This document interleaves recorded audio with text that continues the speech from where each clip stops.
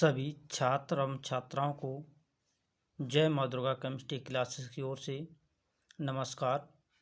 मैं सोमेंद्र सिंह आज इस क्लास में एक नया टॉपिक नाइट्रिक अम्ल बनाने की विधियों के बारे में समझाने जा रहा हूँ। इससे पहले जो वीडियो मैंने डाली थी उसमें नाइट्रिक अम्ल का परिचय बताया था, जिसमें सोडियम नाइट्रेट को चिली सॉल्टपीटर के नाम से जाना जाता है। दूसरा KNO3 होता है, जिसे हम पोटेशियम नाइट्रेट बोलते हैं, जिसे इंडियन सॉल्टपीटर भी कहा जाता है। जो नाइट्रिक अम्ल होता है इसका जो अणुसूत्र होता है HNO3 होता है और इसे हम दो विधियों द्वारा बनाते हैं। पहली विधि इसमें होती है ओस्टवाल्ड विधि और दूसरी विधि जो होती है बर्कलैंड और आयड विधि। इससे पहले जिन छात्रों ने इससे पहले की जो वीडियो नहीं देखी हो वो देख सकते हैं, उसके बाद इसे समझें। जो ओस्टवाल्ड विधि होती है इसमें 3 कक्ष होते हैं। एक पहला जो कक्ष होता है वह होता है उत्प्रेरक कक्ष, दूसरा होता है ऑक्सीकारक कक्ष और तीसरा होता है अवशोषक कक्ष। जो उत्प्रेरक कक्ष होता है इसमें प्लेटिनियम की जाली लगी होती है। प्लेटिनियम जो एक उत्प्रेरक होता है। उसके बाद दूसरा होता है ऑक्सीकारक कक्ष, इस कक्ष में ऑक्सीजन होती है। तीसरा कक्ष आता है अवशोषक कक्ष, जिसमें जो है क्वार्टर्स के टुकड़े पड़े होते हैं और ऊपर से जल डाला जाता है। इस विधि में सबसे पहले NH3 को लेते हैं, NH3 plus O2, ammonia NH3 ammonia plus O2 वायु।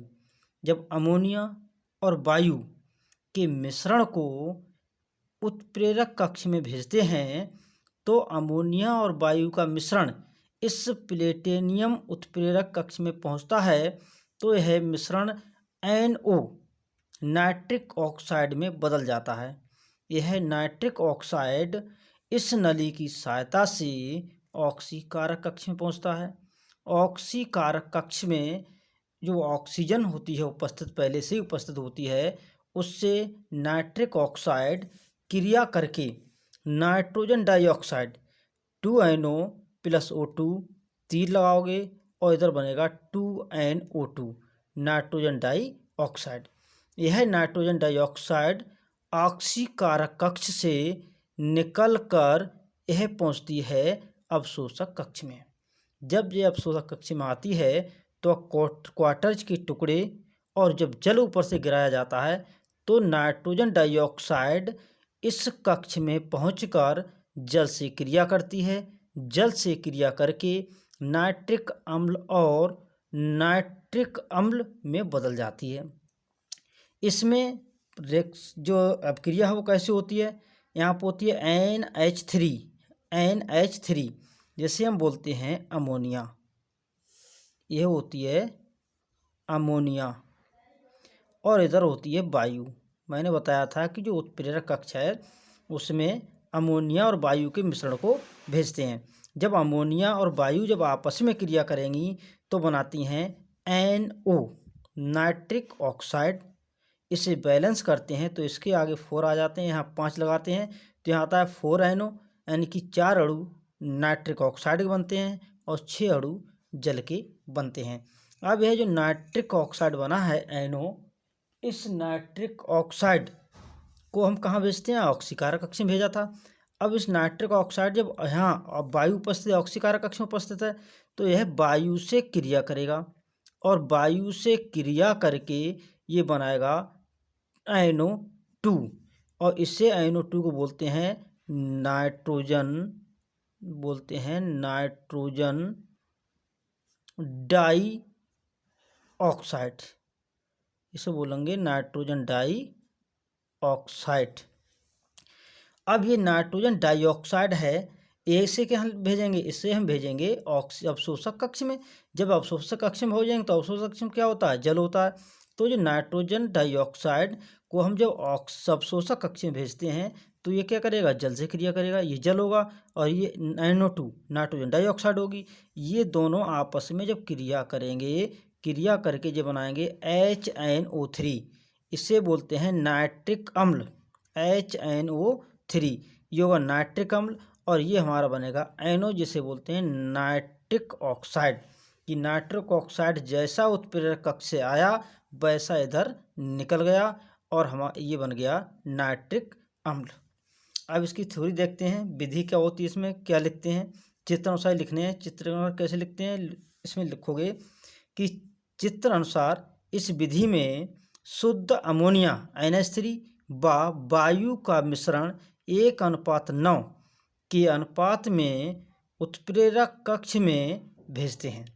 इसमें क्या करते हैं कि इस विधि में शुद्ध अमोनिया और वायु के मिश्रण को कहाँ भेजते हैं, उत्प्रेरक कक्ष में भेजते हैं। यह प्लेटिनियम की जाली 650 से 800 सेल्सियस ताप पर रखी जाती है। कहने का मतलब ये है कि इसमें जो प्लेटिनियम जाली जो होती है वह उत्प्रेरक का कार्य करती है, जिसे 650 से 800 डिग्री सेल्सियस ताप पर रख सकते हैं।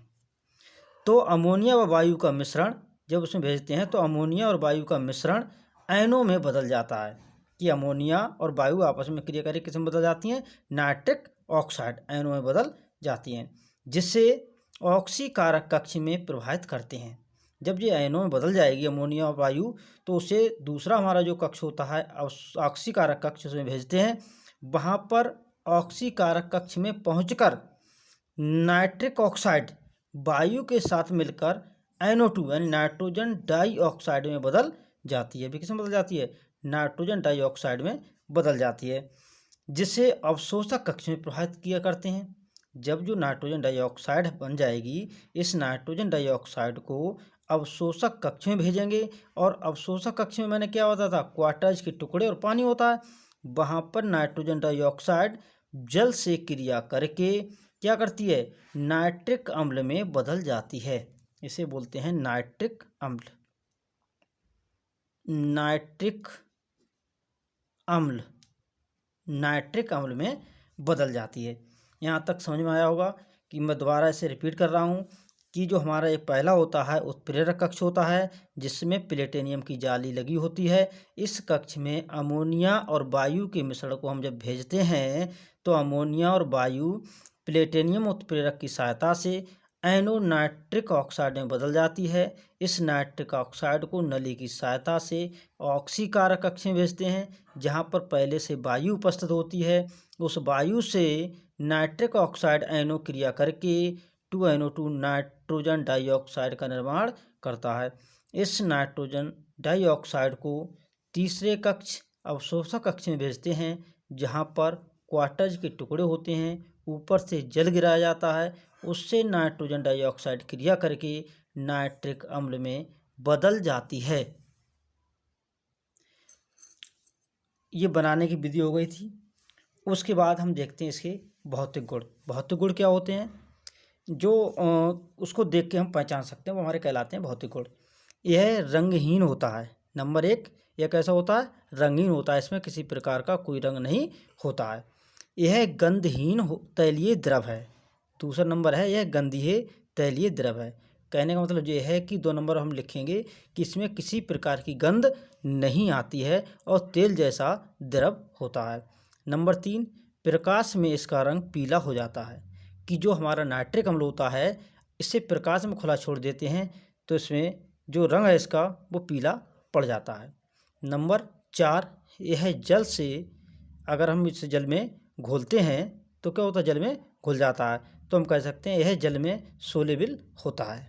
नंबर 5, जो नाइट्रिक अम्ल होता है, इससे अगर त्वचा या किसी अंग पर अगर गिर जाता है शरीर के, तो उस त्वचा को ये क्या कर देता है, जला देता है। ये कहने का मतलब अगर ये त्वचा पे गिरेगा तो त्वचा पर फफूंदे डाल देगा। अब देखते हैं इसके रासायनिक गुण। रासायनिक गुण में पहला हमारा लेते हैं अपघटन। अपघटन का मतलब होता है किसी चीज़ को टूटना या तोड़ना, किसी चीज़ को तोड़ना।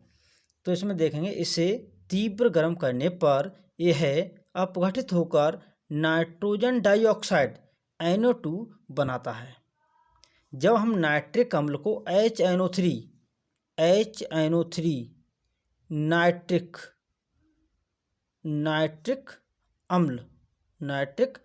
अम्ल को क्या करते हैं, तीव्र गर्म करते हैं। जब तीव्र गर्म करते हैं तो ये अपने अवयवों में टूट जाता है। जैसे गर्म करा और इसमें बनाया NO2, नाइट्रोजन डाइऑक्साइड में टूट गया, H2O जल बनाया और क्या निकली, ऑक्सीजन गैस बनी। ये बनती है हमारी ऑक्सीजन गैस और ये बनेगा नाइट्रोजन डाइऑक्साइड। तो कह सकते हैं कि जब हम एसिटिक अम्ल को अगर तेज गर्म करते हैं तो यह नाइट्रोजन डाइऑक्साइड में बदल जाता है। उसके बाद लेते हैं इसका दूसरा गुण, लेते हैं रिएक्शन बाई NaOH की कास्टिक सोडा से क्रिया। और ये वाली जो रिएक्शन है जल से क्रिया बिल्कुल सेम होगी जैसे अपघटन कराया। इसमें क्या होता है जल में कि नाइट्रिक अम्ल जो होता है जल से क्रिया करके नवजात ऑक्सीजन देता है। इसमें ऑक्सीजन निकाल रही थी और जल से कराएंगे तो नवजात ऑक्सीजन निकलेगी। यह क्रिया स्वयं छात्र करेंगे, एक बार करें और ये नहीं होती है तो कमेंट में लिखें, मैं दोबारा इसे करके दिखा दूंगा। अगर किसी को कोई चीज़ समझ में नहीं आ रही है वो जो है कमेंट में वीडियो कमेंट करके पूछ सकते हैं। तीसरी रिएक्शन होती है हमारी जो है reaction by NaOH caustic soda से क्रिया। कास्टिक सोडा का सूत्र होता है NaOH सोडियम हाइड्रोक्साइड। क्या होता है, नाइट्रिक अम्ल NaOH कास्टिक सोडा या सोडियम हाइड्रोक्साइड से क्रिया करके सोडियम नाइट्रेट NaNO3 बनाता है। कहने का मतलब ये है कि हमने यहाँ लिया HNO3 प्लस क्रिया इसकी होगी NaOH से। तो ये है नाइट्रिक अम्ल और ये है कास्टिक सोडा। जब ये आपस में क्रिया करेंगे तो यहाँ हमारा बनने वाला जो पदार्थ है वो क्या बनेगा, वो हमारा इस तरह से बनेगा कि एक बनेगा हमारा NaNO3 प्लस इधर बनेगा H2O। अब इसे बैलेंस करते हैं। यहाँ NO3 दो हैं, दो बढ़ा दिए मैंने, दो हो गए और हाइड्रोजन इसमें जो हैं वो कितने होंगे,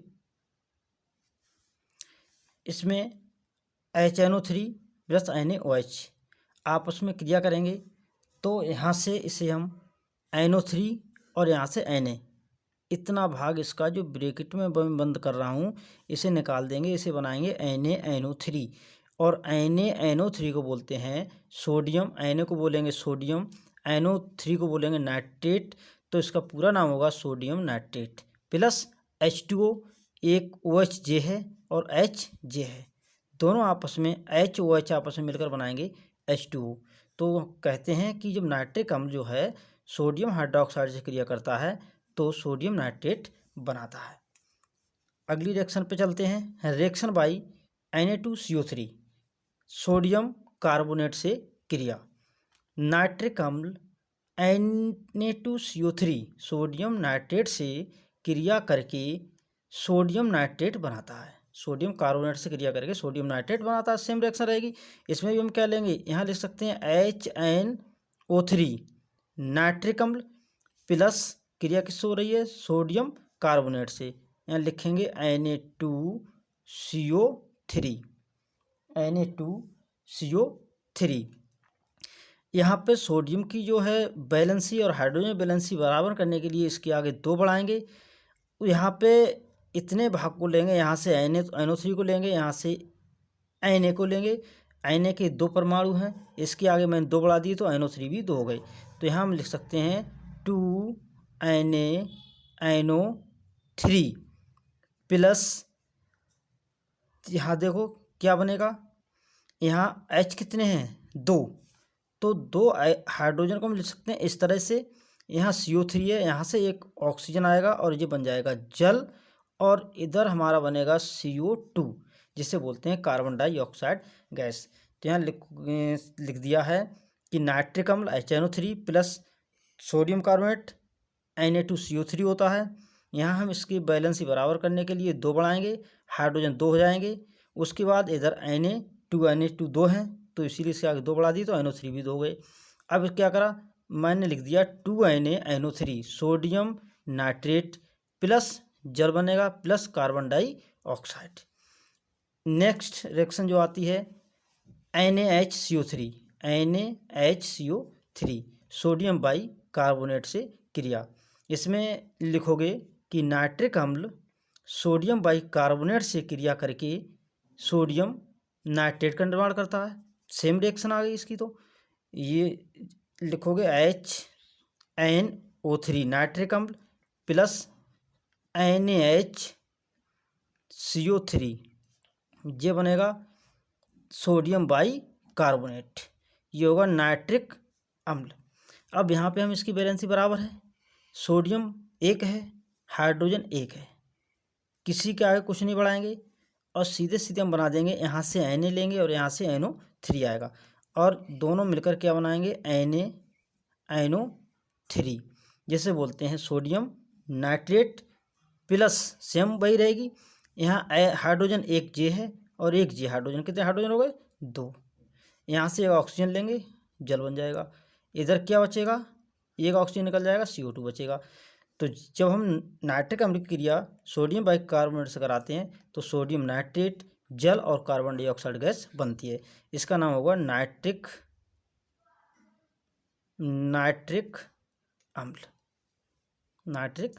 अम्ल। इससे अगली रिएक्शन है रिएक्शन बाई CuO, इसे हम बोलते हैं कॉपर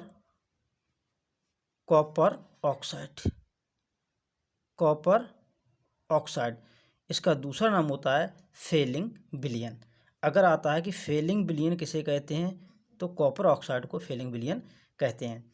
जब हम नाइट्रिक अम्ल की क्रिया फेलिंग विलयन से अगर कॉपर ऑक्साइड से कराते हैं तो कॉपर नाइट्रेट प्राप्त होता है। जैसे यहाँ पे है 2 बढ़ाएंगे इसके आगे HNO3 नाइट्रिक अम्ल, क्या होगा नाइट्रिक अम्ल।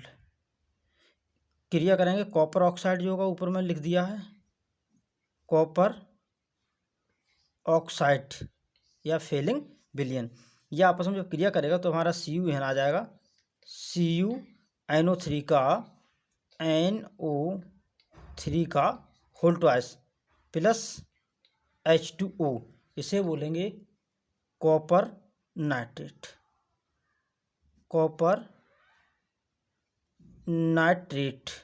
बोलेंगे कॉपर नाइट्रेट। इससे आगे आता है अगली जो रिएक्शन है वो है रिएक्शन बाई C यानी कार्बन, C को बोलते हैं कार्बन। इसमें क्या होता है, नाइट्रिक अम्ल की क्रिया कार्बन C से कराते हैं तो कार्बन डाइऑक्साइड बनती है। अब इसमें जो रिएक्शन है वो चेंज हो जाएगी। क्या होगा कि पहले हम नाइट्रिक अम्ल का ऑक्सीकरण कराएंगे। ऑक्सीकरण क्या होता है, उसमें नवजात ऑक्सीजन निकलती है, तो यहाँ पे हम लिखते हैं HNO3 की क्रिया पहले कराएंगे तो ये हमारा बनेगा 2NO2 प्लस H2O प्लस नवजात ऑक्सीजन इसमें बनेगा। अब इसकी क्रिया कराएंगे कार्बन से, यहाँ पे कार्बन से क्रिया कराएंगे और जो नवजात ऑक्सीजन प्राप्त हुआ था हमारा यहाँ उसके साथ, तो ये बनाएगी CO2। क्या बनाएगी, CO2 जिसे बोलते हैं कार्बन डाइऑक्साइड। इसमें ऑक्सीजन की संख्या कितनी है 2, तो इसके आगे बढ़ाएंगे 2। अब इसके आगे बढ़ाएंगे तो क्या करेंगे कि इसमें पहली वाली रिएक्शन में नवजात ऑक्सीजन है 1, यहाँ नवजात ऑक्सीजन है 2, तो बराबर करेंगे तो इसमें 2 से गुणा कर देंगे।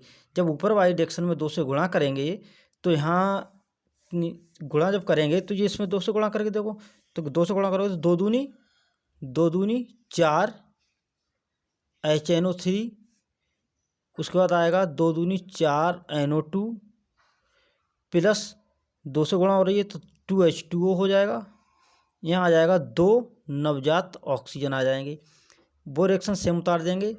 दूसरी बारी C 2 नवजात ऑक्सीजन और ये बनाएगी CO2। अब इसमें क्या करना है, कुछ नहीं करना है। इस जो नवजात ऑक्सीजन है, ये 2 ऑक्सीजन और 2 ऑक्सीजन ये कट जाएंगे और इधर हमारा बचेगा, देखो यहाँ से लिखते हैं, ये उतार थी 4HNO3 प्लस क्या बचेगा C, कार्बन बचा, 3 लगाओगे, इधर बचेगा हमारा 4NO2 प्लस CO2 बचेगा, इधर 2H2O, क्या बचेगा 2H2O। ये रिएक्शन हुई कार्बन से। उसके बाद आती है रिएक्शन बाई फास्फोरस, यानी कि फास्फोरस से क्रिया हम कैसे करते हैं, कि फास्फोरस से क्रिया हम कैसे करेंगे। अब फास्फोरस से क्रिया जब करेंगे इसकी हम, तो यहाँ हम आएगा 2HNO3, नाइट्रिक अम्ल का हम ऑक्सीजन करा लेंगे तो ये बनेगा 2NO2 प्लस H2 प्लस नवजात ऑक्सीजन। फास्फोरस से क्रिया करोगे, जी नवजात ऑक्सीजन यहाँ लेते हैं, बनता है P2O5 बनता है। अब यहाँ से P2O5 को हम जल के साथ गर्म करेंगे या क्रिया कराएंगे तो ये बनाएगा 2H3PO4 आर्थोफास्फोरिक अम्ल। अब यहाँ से हमने जब क्या करते हैं, ऑक्सीजन को बराबर करेंगे, ऑक्सीजन को बराबर करेंगे नवजात को, जिससे वो कट जाए। तो इसमें क्या करेंगे, समीकरण नंबर 1 में क्या करेंगे, 5 से गुणा करेंगे।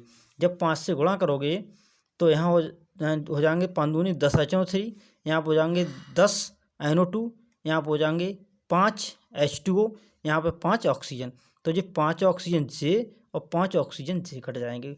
उसके बाद P2O5 जे और P2O5 जे कट जाएगा। अब ऊपर हम गुणा करते हैं 5 से, तो कितना आए थे, 5 दूनी 10 HNO3 प्लस 2P फास्फोरस। अब यहाँ देखते हो, यहाँ जो हमने जो गुणा करी थी तो यहाँ कितना आए थे, 5 H2O, यहाँ 3 है तो इधर बचेंगे, यानी कि इधर 5 है इधर 3 है, तो 5 में 3 कटोगे तो इधर बचेंगे, तो इधर आ जाएगा हमारा 5 दूनी 10 NO2 प्लस 2H3PO4 प्लस, अब क्या होगा, यहाँ अणु किसके 5 हैं जल के, यहाँ 3 अणु जल के हैं, तो 5 में तो 3 निकालेंगे तो 2 बचेंगे, इधर 2H2O। ये रिएक्शन हुई। उसके बाद आती है reaction by H2S hydrogen sulphide से क्रिया, कि नाइट्रिक अम्ल की रिएक्शन H2S हाइड्रोजन सल्फाइड से कराते हैं तो सल्फ्यूरिक अम्ल प्राप्त होता है। इसमें भी क्या करें, नाइट्रिक अम्ल को पहले हम ऑक्सीकरण कर लेते हैं। कैसे होगा जी, HNO3 और ये बनाएगा 2NO2 प्लस H2O प्लस नवजात ऑक्सीजन। अब इसकी क्रिया किससे, हाइड्रोजन सल्फाइड से करा रहे हैं। हाइड्रोजन सल्फाइड सूत्र होता है H2S। इसकी क्रिया किससे, ये नवजात ऑक्सीजन से ही कराएंगे। नवजात ऑक्सीजन से कराएंगे तो ये बनाएगा हमारा H2SO4 बनाएगा। जब ये H2SO4 बन जाएगा, अब इसमें क्या करेंगे, यहाँ पे ऑक्सीजन है 4 और यहाँ पे ऑक्सीजन 1, तो इसके आगे बढ़ा देंगे 4। जब 4 बढ़ा देंगे, अब क्या करेंगे, यहाँ नवजात ऑक्सीजन 4 है और यहाँ नवजात ऑक्सीजन 1 है, तो समीकरण जो एक समीकरण जे हुई और दूसरी जे बन गई। तो समीकरण 1 में क्या करेंगे, 4 से गुणा करेंगे। जब 4 से गुणा करोगे तो नवजात ऑक्सीजन से नवजात ऑक्सीजन कैंसिल हो जाएंगे, इधर गुणा करोगे तो बचेगा 4 दूनी 8 HNO3 प्लस नीचे बचेगा H2S, इधर आ जाएगा 4 दूनी 8 NO2 प्लस H2O कितने हो जाएंगे, 4 एकम 4 H2O प्लस नीचे बचेगा H2SO4। ये रिएक्शन हुई। उसके बाद अगली जो रिएक्शन है वो अगली रिएक्शन होगी रिएक्शन बाई सल्फर, यानी कि रिएक्शन बाई सल्फर, यानी कि सल्फर से क्रिया। तो सल्फर से क्रिया करें, सल्फर डाइऑक्साइड बनाएगी, वही सेम रिएक्शन रहेगी। ऊपर से HNO3 लिखेंगे और इसकी क्रिया आपस में करेंगे तो यह बनाएगा 2NO2 नाइट्रोजन डाइऑक्साइड प्लस बनाएगा जल और बनाएगा नवजात ऑक्सीजन। अब इस नवजात ऑक्सीजन की क्रिया कराएंगे सल्फर से, तो यहाँ लेंगे सल्फर, इसे बोलते हैं सल्फर और इसी को बोलते हैं गंधक। इसकी क्रिया कराएंगे नवजात ऑक्सीजन से, तो सल्फर ऑक्सीजन से क्रिया करके हमेशा क्या बनाती है, SO2 सल्फर डाइऑक्साइड बनाती है। अब इसमें क्या है, समीकरण नंबर 1 इसे मान लो, इसे समीकरण नंबर 2 मानते हैं। यहाँ नवजात ऑक्सीजन कितने आएंगे, 2, नवजात ऑक्सीजन आ जाएगा 2, यहाँ नवजात ऑक्सीजन है 1, तो क्या करेंगे, पहली बार में 2 से गुणा करेंगे। जब 2 से गुणा करेंगे तो नवजात ऑक्सीजन कट जाएगा, 2 से गुणा करोगे तो आएगा 2 दूनी 4 HNO3, 4 नाइट्रिक अम्ल, ये नीचे बचा हमारा S, 3 लगाओगे, 2 दूनी 4 NO2 प्लस इधर देखो, इधर जल है नहीं, इधर जल गाड़ू है, तो 2 एकम 2 H2O, इधर आ जाएगा SO2। ये बनेगी sulphur dioxide, nitrogen dioxide, nitric अम्ल और सल्फर। यह जो रिएक्शन है ये मैं कर रहा हूँ, इसे जो है स्वयं करके दिखाओगे, अगर नहीं होती है तो उसमें कमेंट बॉक्स में लिखोगे। ये बनेगा हमारा 2NO2 nitrogen dioxide plus H2O plus नवजात ऑक्सीजन। यहाँ पे लिखोगे CaO, इस तरह से कर सकते हो, और इस तरह से ना करो तो यहाँ से इसे सीधे सीधे हम कर सकते हैं HNO3 प्लस करा रहे थे CaO से, तो ये बनेगा CaO। इस तरह से करोगे, इधर होगा HNO3 प्लस CaO।